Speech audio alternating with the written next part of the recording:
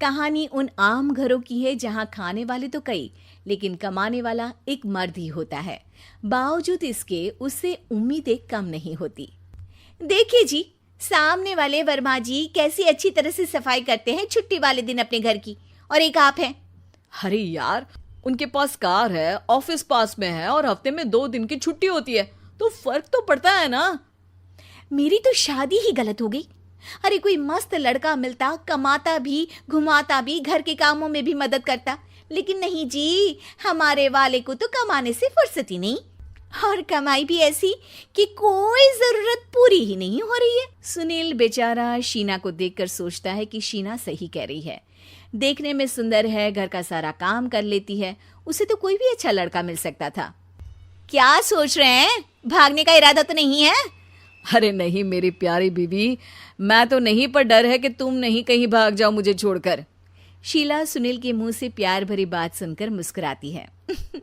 आप भी ना। सुनील एक दिन ऑफिस से घर आता है कि तभी शीना कहती है, सुनिए जी, वो मेरी सहेली आई थी, सारा दिन वो लोग यहीं थे, अब जा रही थी तो मैंने कहा नहीं नहीं, मेरे पति छोड़ आएंगे ना तुम्हें, तो रोक लिया मैंने।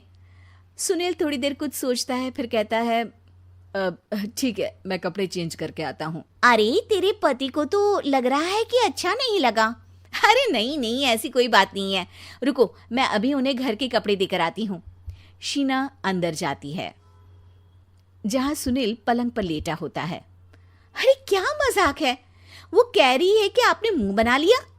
सही तो कह रही है, सुबह से अब ऑफिस से लौटा हूँ, एक कप चाय का तो पूछा नहीं, 20 किलोमीटर जाओ और आओ, और फिर कल उसी टाइम पर ऑफिस। अरे यार, मुझे गाड़ी चलानी आती ना तो बोलती भी नहीं आपको, और कौन सा रिक्शा खींच कर जाना है आपको।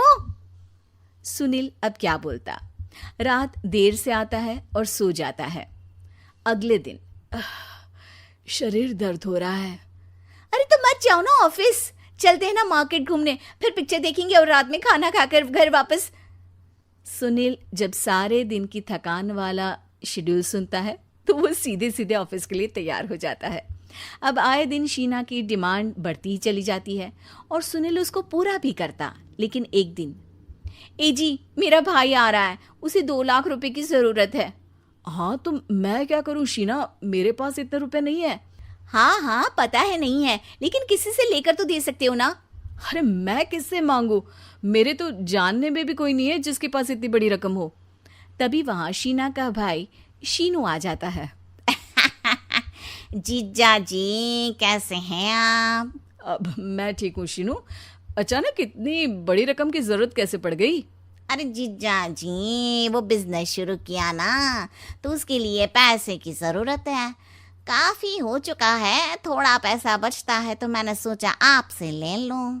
अब देखो, मेरे ऑफिस में कुछ लोग हैं जिनकी सेविंग अच्छी है, मैं उन लोगों से बात करके देखता हूँ। सुनील ऑफिस से किसी से पैसे लेकर शीना को दे देता है। शीना वो पैसा भाई को दे देती है। 2 महीने बाद, अरे यार शीना, वो ऑफिस वाला आदमी अपने पैसे मांग रहा है, कैसे दूं? अपने भाई से बोलो ना पैसे दे दे। अरे हाँ हाँ दे देगा, कहाँ भागा जा रहा है, आप उनको बोल दो कि दे देंगे। थोड़े दिन बाद, शीना वो आदमी मुझसे आज भी पैसे मांग रहा था यार, मैं तंग आ गया हूँ, ऑफिस जाते ही सामने उसका चेहरा दिखता है, क्या बोलूँ, बार बार पैसे मांगता है। अच्छा मैं शीनू को फ़ोन लगाती हूँ, बात करके देखती हूँ। शीना भाई को फ़ोन करती है लेकिन वो फ़ोन उठाता ही नहीं। लगता है भाई कहीं ऐसी जगह है जहाँ नेटवर्क की समस्या होगी। सुनील अगले दिन दोपहर को ही घर आ जाता है। उसका चेहरा उतरा और परेशान सा होता है। वो रोने लगता है।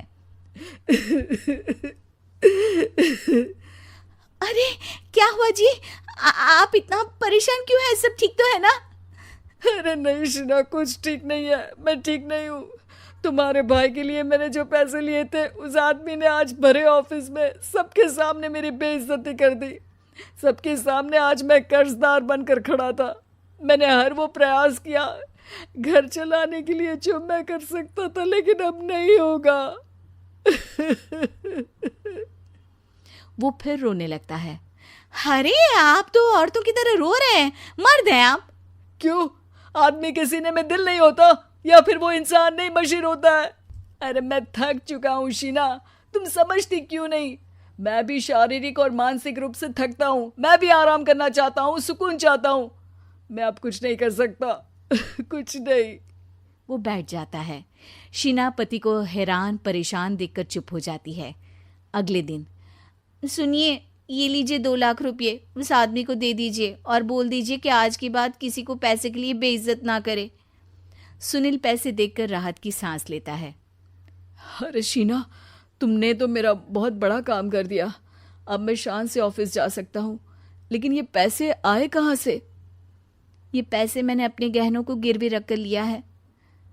तुम ठीक रहो, निश्चिंत रहो, मैं बस यही चाहती हूँ। मुझे माफ़ करना, पर अब मैं समझ चुकी हूँ कि मर्द को भी दर्द होता है।